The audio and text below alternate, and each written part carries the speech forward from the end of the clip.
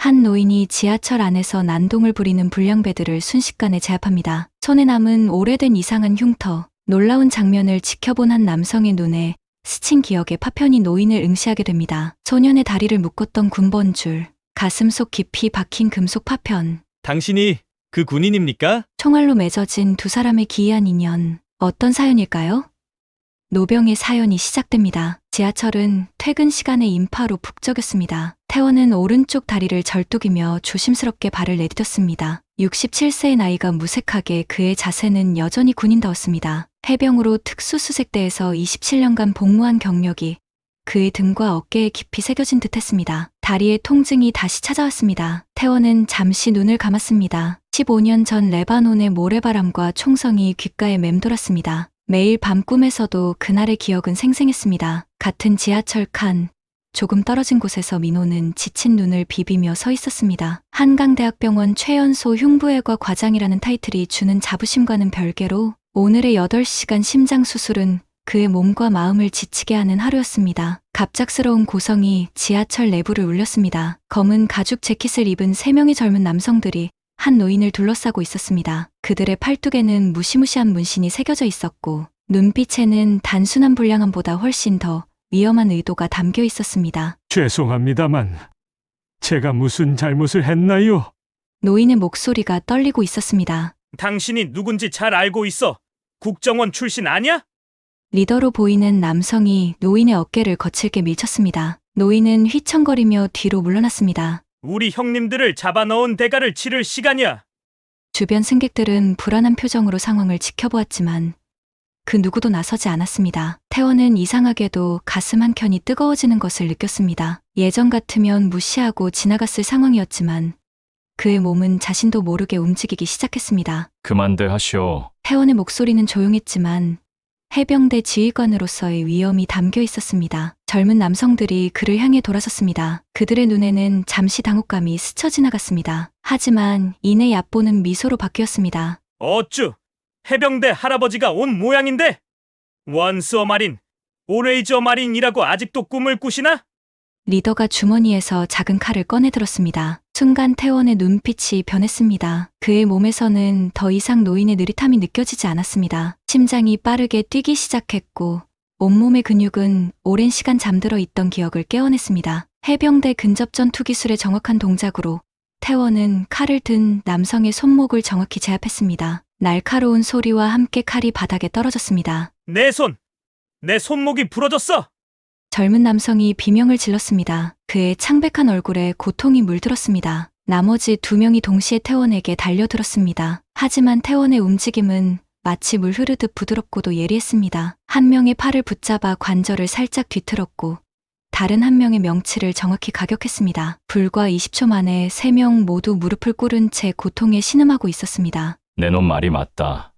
한 번 해병은 영원한 해병이야. 태원이 그들에게 속삭였습니다. 그의 눈빛은 강철처럼 단단했습니다. 다시는 무고한 시민을 괴롭히지 마라. 다음 역에서 젊은 남성들은 황급히 지하철에서 내렸습니다. 그들의 눈에는 공포가 서려 있었습니다. 지하철 안의 승객들은 경외심 어린 시선으로 강태원을 바라보았습니다. 평범한 노인처럼 보였던 그의 모습 속에 숨겨진 용맹함에 모두가 놀란 듯했습니다. 태원은 아무 일도 없었다는 듯 노인에게 자리를 양보했습니다. 가슴 속으로는 뜨거운 무언가가 꿈틀거렸습니다. 오랜만에 느껴보는 정의감. 아직 자신이 누군가를 지킬 수 있다는 사실에 가슴이 뭉클해졌습니다. 민호는 그 모든 광경을 목격했습니다. 그의 눈은 태원의 움직임을 놓치지 않았습니다. 의사로서의 직업병일까요? 그는 태원의 다리에서 느껴지는 불균형과 그럼에도 불구하고 발휘된 놀라운 균형감을 관찰했습니다. 호기심이 일었습니다. 놀라운 실력이십니다. 해병대 출신이신가요? 민호가 태원에게 다가가 물었습니다. 그의 목소리에는 진심 어린 존경심이 담겨 있었습니다. 한 번 해병은 영원한 해병이라고 하잖소. 젊었을 때 몸에 밴 훈련이 아직 남아있나 봅니다. 태원의 입가에 옅은 미소가 맺혔습니다. 오랜만에 해병대 출신임을 당당하게 인정한 순간이었습니다. 두 사람은 같은 방향으로 가는 것을 알고 함께 걸었습니다. 민호는 태원의 절뚝거리는 걸음걸이를 유심히 관찰했습니다. 의사로서의 직감이 뭔가 단순한 퇴행성 질환이 아님을 알려주었습니다. 다리가 불편해 보이시는데 파병 중 부상이신가요? 태원은 잠시 망설였습니다. 그의 눈동자가 흔들렸습니다. 오랫동안 말하지 않았던 이야기, 그리고 말할 수 없었던 이야기들이 마음속에서 파도처럼 밀려왔습니다. 15년 전 일이요. 특별한 의미가 있는 상처죠. 그는 더 이상의 설명을 덧붙이지 않았습니다. 민호는 태원의 표정이 굳어지는 것을 보고 화제를 돌렸습니다. 대신 자신이 흉부외과 의사라고 소개했고, 태원은 그저 해병대 출신 예비역이라고만 답했습니다. 서로 통성명만하고 헤어졌지만 두 사람의 마음속에는 이상한 친밀감이 자리 잡았습니다. 마치 오래 전부터 알고 있었던 것 같은 설명할 수 없는 연결고리가 존재했습니다. 태원은 그날 밤 오랜만에 레바논에서의 기억이 아닌 다른 꿈을 꾸었습니다. 꿈속에서 그는 가볍게 뛰어다니고 있었고 어디에도 통증은 없었습니다. 그리고 멀리서 누군가가 그를 향해 손을 흔들고 있었습니다. 초가을에 저녁 하늘이 붉게 물들어갔습니다. 태원은 아파트 현관 앞에서 잠시 망설였습니다. 손에 들린 와인 한 병이 묵직하게 느껴졌습니다. 지하철에서의 첫 만남 이후 그와 민호는 우연히도 같은 노선을 타게 되었고 몇 주에 걸쳐 점차 친분을 쌓아왔습니다. 오늘은 민호가 감사의 표시로 그를 집으로 초대한 날이었습니다. 이상하게도 마음이 설렌다고만 해야 할까요? 태원은 자신의 감정에 당혹스러워했습니다. 27년간의 군 생활 동안 누군가와 관계를 맺는 것은 어색하기만 하였습니다. 초인종을 누르자 금세 문이 열렸습니다. 민호의 얼굴에 환한 미소가 번졌습니다. 충성! 어서 오세요, 중령님.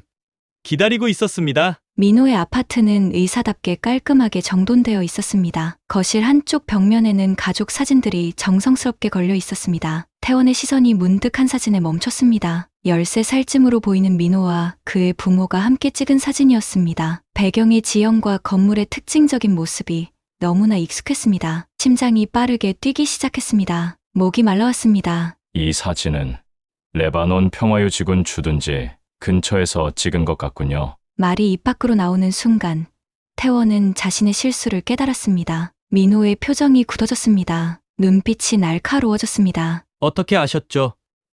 그 사진이 레바논에서 찍었다는 걸 아는 사람은 거의 없는데 태원의 이마에 식은땀이 맺혔습니다. 마음속으로 자신을 책망했습니다. 그토록 오랫동안 비밀로 지켜온 과거가 한순간의 방심으로 드러날 위기에 처한 것이었습니다. 아, 제가 예전에 파병 근무를 했던 지역이라 지형이 좀 익숙해서 그런 것 같습니다. 태원은 화제를 돌리려 했습니다. 하지만 민호의 눈에서는 의심의 빛이 사라지지 않았습니다. 그의 시선이 태원의 오른쪽 다리로 향했습니다. 의사의 직감이었을까요? 무언가 연결고리를 찾으려는 듯했습니다. 저녁 식사를 하며 두 사람은 일상적인 대화를 나누었습니다. 민호는 자신의 의사 생활에 대해 이야기했고 태원은 해병대 시절의 일화들 중 비밀이 아닌 것들을 들려주었습니다. 웃음소리가 집안을 채웠습니다. 차를 마시던 중 강태원이 실수로 컵을 떨어뜨렸습니다. 뜨거운 차가 바닥에 쏟아졌습니다. 죄송합니다. 제가 치울게요. 그가 재빨리 수건을 집으려 할 때 재킷 소매가 거쳐 올라갔습니다. 민호의 눈이 태원의 왼손에 집중되었습니다. 창백한 피부 위로 특이한 모양의 흉터가 선명했습니다. 그것은 마치 폭발에 의한 파편 상처처럼 보였습니다. 공기가 무거워졌습니다. 침묵이 두 사람 사이를 가득 채웠습니다. 민호는 천천히 자리에서 일어났습니다. 그의 눈에는 복잡한 감정이 교차했습니다. 그는 말없이 서재로 향했습니다. 태원의 심장이 빠르게 뛰었습니다. 그의 입술이 바짝 말랐습니다. 15년간 간직해온 비밀이 드러나는 순간이 온 것일까요? 트라우마로 인해 달아나고 싶은 충동이 일었지만 그의 발은 무거웠습니다. 잠시 후 민호는 손에 무언가를 들고 돌아왔습니다. 그것은 녹슬고 낡은 군번줄이었습니다. 해병대 특수수색대라는 글자가 희미하게 새겨져 있었습니다. 혹시 15년 전 레바논에서 우리 가족을 구해주신 분이 당신인가요? 민호의 목소리가 떨렸습니다. 그의 눈에 촉촉한 기운이 맺혔습니다. 이 군번줄은 그날 저를 구하면서 제 다리의 붕대로 사용하셨던 태원의 얼굴이 창백해졌습니다. 순간 시간이 멈춘 듯했습니다. 그의 머릿속에 수많은 기억이 파도처럼 밀려왔습니다. 뜨거운 레바논의 태양, 귀를 찢는 총성, 먼지 속에서 울부짖는 어린 소년의 모습. 15년 동안 비밀로 해왔습니다. 태원의 목소리가 작아졌습니다. 그의 가슴 안에서 무언가 무너지는 듯한 느낌이 들었습니다. 그 작전은 급비였고 대부분의 기록은 삭제되었죠. 민호의 눈에서 눈물이 흘러내렸습니다. 그의 어깨가 미세하게 떨렸습니다. 15년 동안 찾아왔습니다. 아버지의 유언이 아저씨를 찾아 인해를 갚으라는 것이었어요. 태원은 깊은 숨을 내쉬었습니다. 오랫동안 가슴 속에 묻어두었던 감정이 표면으로 솟아올랐습니다. 눈시울이 뜨거워졌습니다. 몰랐습니다. 임무 완수 후에는 그저 다음 임무로 넘어갔을 뿐이었죠. 당신 가족이 어떻게 되었는지 정보는 알려주지 않았습니다. 민호는 자신의 왼쪽 다리를 가리켰습니다. 바지를 걷어 올리자 오래된 수술 흔적이 드러났습니다. 거친 상처 위로 정교한 봉합 자국이 여러 겹 남아 있었습니다. 이 상처 때문에 의사가 되기로 결심했습니다. 저를 살린 분들처럼 저도 다른 사람들의 생명을 구하고 싶었거든요. 두 사람의 시선이 마주쳤습니다. 15년의 시간이 한순간에 무너지고 그들은 다시 그날의 레바논으로 돌아간 듯했습니다. 태원의 눈에서도 눈물이 흘러내렸습니다. 무뚝뚝한 해병대 특수부대원의 얼굴에 감정이 물결졌습니다. 내가 그 소년이었구나. 태원의 목소리가 떨렸습니다. 그의 투박한 손이 민호의 어깨에 조심스럽게 놓였습니다. 살아있었다니 다행이구나. 민호는 고개를 끄덕였습니다. 그의 미소 속에 15년간의 찾음의 여정이 담겨 있었습니다. 중령님 덕분입니다. 그날 당신이 보여주신 희생이 없었다면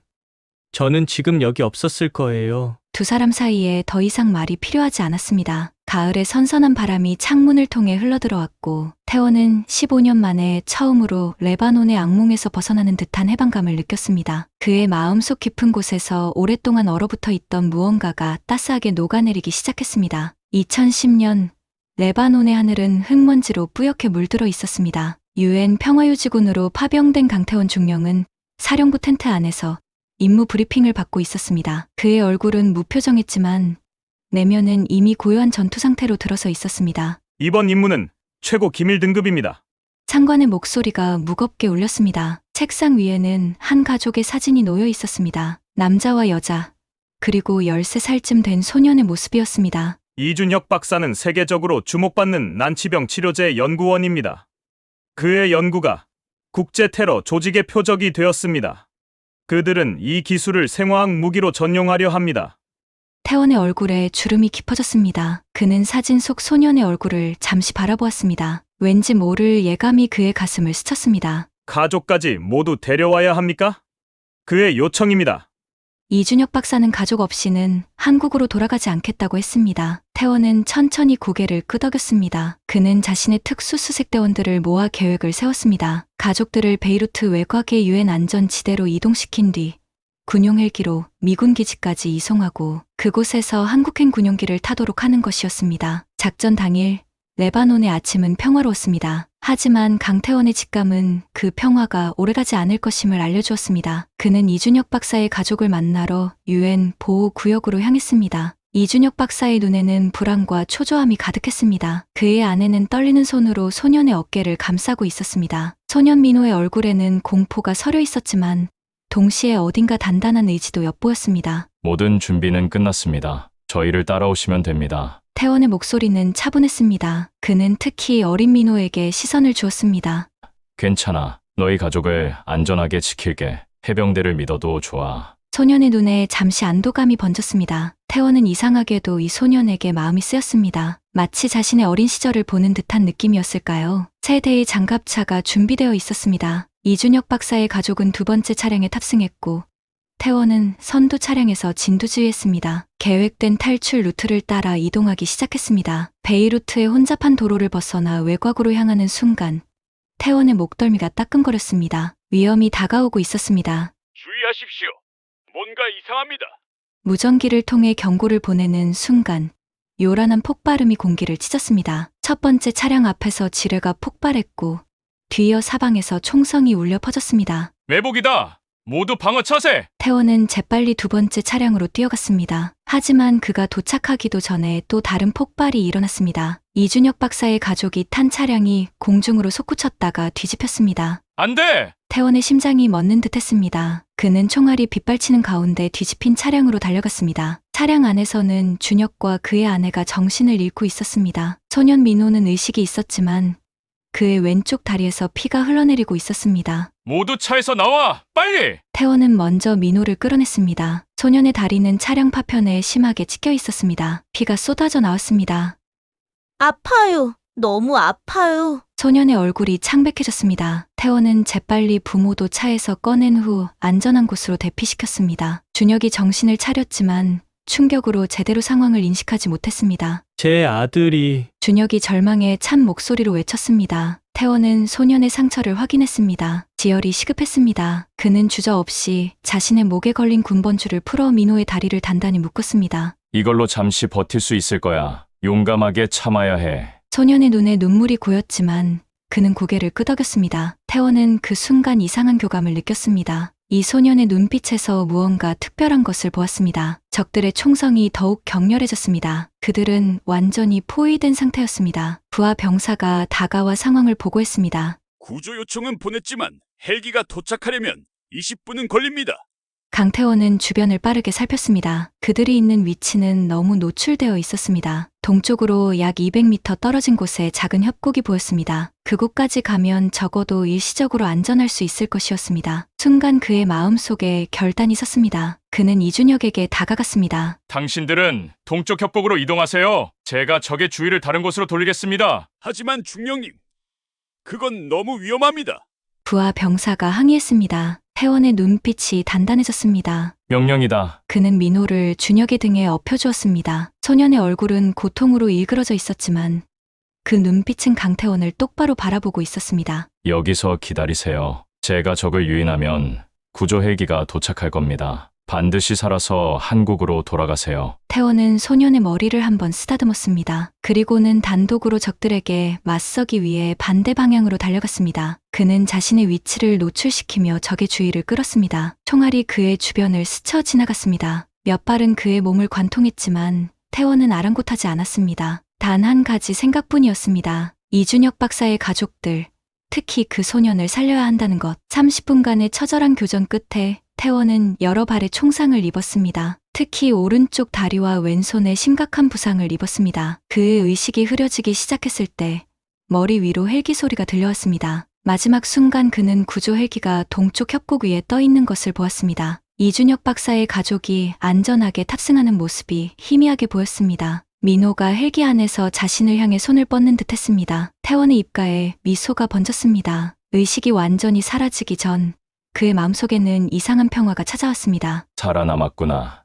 참 다행이다. 현재로 돌아온 민호의 거실에는 깊은 침묵이 내려앉았습니다. 두 남자의 눈에는 15년 전의 기억이 생생하게 되살아나고 있었습니다. 민호는 천천히 자리에서 일어나 서재로 향했습니다. 그의 발걸음에는 미세한 절뚝거림이 남아 있었습니다. 오래된 상처의 흔적이었죠. 잠시 후 그는 낡은 봉투를 들고 돌아왔습니다. 봉투 위에는 먼지가 앉아 있었고 모서리는 시간의 흐름으로 닳아 있었습니다. 이것은 아버지가 남긴 편지입니다. 중령님을 찾으면 전해달라고 하셨어요. 태원의 손이 미세하게 떨렸습니다. 그는 조심스럽게 봉투를 열었습니다. 종이를 펼치자 정갈한 글씨체가 눈에 들어왔습니다. 이준혁 박사가 임종 전에 쓴 편지였습니다. 존경하는 강태원 중령님께 저희 가족의 생명을 구해주신 은인께 이 글을 씁니다. 태원의 목소리가 떨렸습니다. 그는 잠시 멈춘 후 깊은 숨을 들이마셨습니다. 중령님의 희생이 없었다면 우리는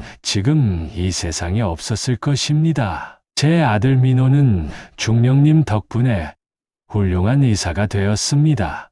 그는 매일 생명을 구하며 중령님의 은혜를 갚고 있습니다. 언젠가 이 편지가 당신의 손에 전해지길 바랍니다. 영원한 감사를 담아 이준혁 드림. 편지를 읽는 태원의 눈에 눈물이 고였습니다. 군인으로서 수많은 임무를 수행했지만 자신의 희생이 실제로 어떤 결과를 가져왔는지 알 수 있는 경우는 드물었습니다. 그의 가슴 속에서 뜨거운 감정이 밀려왔습니다. 아버지는 항상 말씀하셨어요. 우리에게 두 번째 삶을 준 그 군인을 꼭 찾아 고맙다고 전하라고요. 민호의 목소리에는 깊은 감사함이 묻어났습니다. 그의 얼굴에는 미소가 어렸지만 눈에는 슬픔의 그림자가 스쳐 지나갔습니다. 대화를 나누던 중 태원이 갑자기 가슴을 움켜잡았습니다. 그의 얼굴이 일그러졌고 이마에는 식은땀이 맺혔습니다. 심한 통증에 그는 소파에 기대다가 그대로 쓰러졌습니다. 중령님, 괜찮으세요? 민호의 의사 본능이 즉시 작동했습니다. 그는 재빨리 태원의 맥박을 확인했습니다. 불규칙적이었고 호흡은 얕고 빨랐습니다. 민호는 망설임 없이 구급차를 불렀습니다. 제발, 버티세요. 제발. 그의 목소리에는 간절함이 묻어났습니다. 15년 전 자신을 구해준 은인이 지금 눈앞에서 고통스러워하는 모습을 보는 것은 견디기 힘든 광경이었습니다. 응급실로 이송된 태원은 심각한 상태였습니다. CT 스캔 결과 15년 전 박힌 파편이 심장 근처로 이동한 것이었습니다. 주치의의 표정이 어두워졌습니다. 즉시 수술이 필요합니다. 하지만 파편의 위치가 너무 위험해 성공률이 낮습니다. 민호의 눈빛이 변했습니다. 그의 시선에는 확고한 결의가 담겼습니다. 제가 직접 수술하겠습니다. 이분은 제 은인입니다. 동료 의사들이 놀란 표정을 지었습니다. 민호는 한국 최고의 흉부외과 의사 중 한 명이었지만 이처럼 위험한 수술을 맡기에는 너무 감정적으로 연관되어 있었습니다. 당신과 개인적인 관계가 있는 환자를 수술하는 것은 위험할 수 있어요. 민호는 단호하게 고개를 저었습니다. 그의 눈에는 눈물이 맺혔지만 동시에 강한 의지가 빛났습니다. 제가 아닌 다른 의사는 안 됩니다. 15년 전 그분이 저를 살리셨듯이 이제는 제가 그분을 살릴 차례입니다. 수술실이 준비되는 동안 민호는 마취된 강태원의 손을 잡았습니다. 그의 마음속에서는 15년 전의 기억이 파도처럼 밀려왔습니다. 총알이 빗발치는 가운데 자신을 보호하던 태원의 모습, 군번줄로 자신의 다리를 묶던 손길, 그리고 마지막 순간 돌아보던 눈빛까지. 15년 전 중령님은 저를 업고 총알 속을 뚫고 달렸습니다. 이제 제가 중령님의 생명을 구할 차례입니다. 수술은 5시간 동안 진행되었습니다. 파편의 위치가 매우 위험했기 때문에 극도의 집중과 정확성이 요구되었습니다. 민호의 이마에서는 식은땀이 흘러내렸지만 그의 손은 놀라울 정도로 안정적이었습니다. 마치 15년 전 자신의 다리를 묶던 강태원의 손처럼 말이죠. 수술실 안의 긴장감은 숨막힐 정도였습니다. 민호의 눈에는 오직 강태원의 심장 근처에 있는 작은 금속 파편만이 보였습니다. 그의 모든 감각, 모든 기술, 모든 경험이 이 순간을 위해 존재하는 것 같았습니다. 조금만 더. 민호는 마지막 집중력을 발휘했습니다. 그의 손이 미세하게 움직였고 마침내 그는 15년 동안 강태원의 가슴 속에 있던 파편을 성공적으로 제거했습니다. 작은 금속 조각이 수술실 쟁반 위에 놓였을 때 모든 의료진은 안도의 한숨을 내쉬었습니다. 놀라운 수술이었습니다. 과장님. 젊은 레지던트가 경외심을 담아 말했습니다. 민호의 눈에는 눈물이 가득 고여 있었습니다. 비로소 15년 전 자신의 다리를 구했던 그 군인에게 은혜를 갚을 수 있었습니다. 수술 후 태원이 천천히 눈을 떴을 때 가장 먼저 본 것은 민호의 지친 얼굴이었습니다. 창백한 형광등 빛 아래서도 민호의 미소는 따뜻했습니다. 무슨 일이 있었던 거죠? 태원의 목소리는 약했지만 그의 눈빛은 선명했습니다. 15년 전 파편이 심장 쪽으로 이동했습니다. 하지만 이제 괜찮아요. 제거했으니까요. 강태원은 약한 미소를 지었습니다. 그의 눈에도 눈물이 고였습니다. 내가 직접 수술한 거니? 민호는 고개를 끄덕였습니다. 그의 눈에서 눈물이 흘러내렸습니다. 15년 전 중령님은 제 목숨을 구해주셨고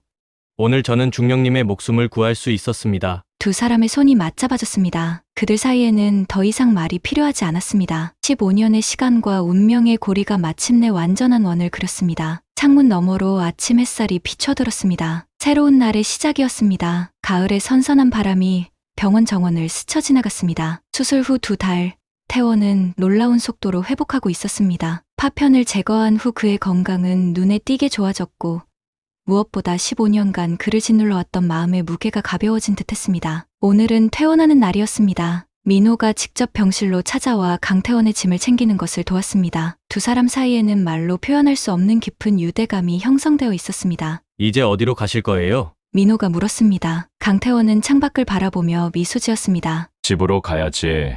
정리해야 할 일들이 좀 있어서. 그의 목소리에는 새로운 결심이 담겨 있었습니다. 15년 동안 그는 과거의 그림자 속에서 살아왔지만 이제는 앞으로 나아갈 시간이었습니다. 퇴원 후 며칠이 지나 태원은 민호의 병원을 방문했습니다. 그의 손에는 작은 선물 상자가 들려 있었습니다. 민호는 소아병동에서 어린 환자들을 진료하고 있었습니다. 이분은 제가 존경하는 분이에요. 진짜 해병대 영웅이시죠? 민호가 아이들에게 소개했습니다. 아이들의 눈이 호기심으로 반짝였습니다. 태원은 쑥스러운 듯 미소 지었지만 곧 아이들 앞에 앉아 이야기를 시작했습니다. 해병대원이 되려면 어떻게 해야 하나요? 한 소년이 물었습니다. 태원은 따뜻한 시선으로 아이를 바라보았습니다. 강한 몸보다 더 중요한 것은 강한 마음이란다. 진정한 용기는 두려움이 없는 것이 아니라 두려움에도 불구하고 옳은 일을 하는 것이지. 아이들은 태원의 말 한마디 한마디에 집중했습니다. 그의 목소리에는 오랜 경험에서 우러나오는 지혜가 담겨 있었습니다. 진료가 끝난 후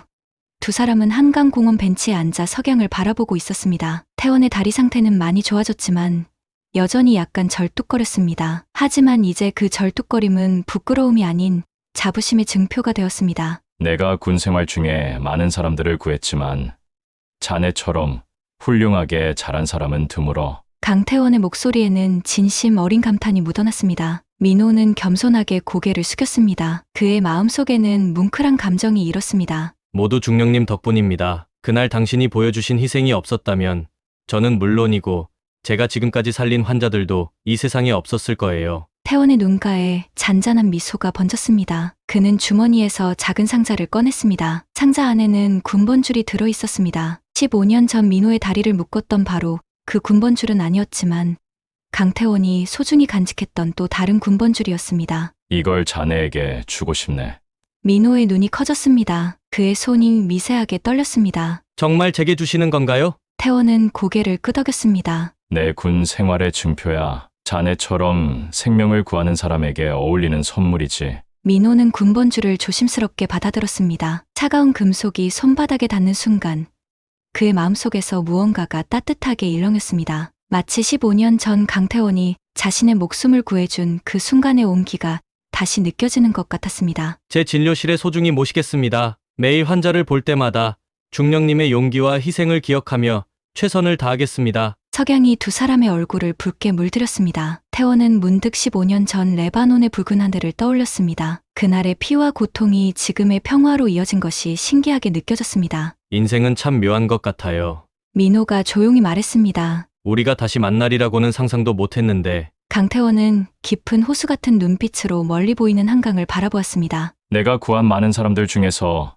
자네는 특별해. 그들이 어떻게 살아가는지 알 수 없었지만 자네는 얘 희생이 헛되지 않았음을 증명해 주었으니까. 바람이 두 사람의 머리카락을 부드럽게 쓸어내렸습니다. 강태원의 가슴 속에서는 오랫동안 미해결된 무언가가 마침내 제자리를 찾은 듯한 평화로움이 번졌습니다. 앞으로도 종종 볼 수 있겠죠. 민호가 물었습니다. 강태원은 미소 지었습니다. 물론이지.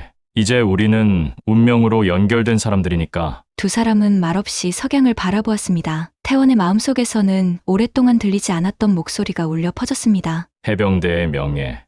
결코 부끄럽지 않게 살았다. 그의 입가에 잔잔한 미소가 번졌습니다. 15년간의 악몽과 고통이 마침내 끝났습니다. 이제 그의 앞에는 새로운 삶이 기다리고 있었습니다. 불멸의 포스처럼 그의 영혼은 다시 한번 빛나기 시작했습니다.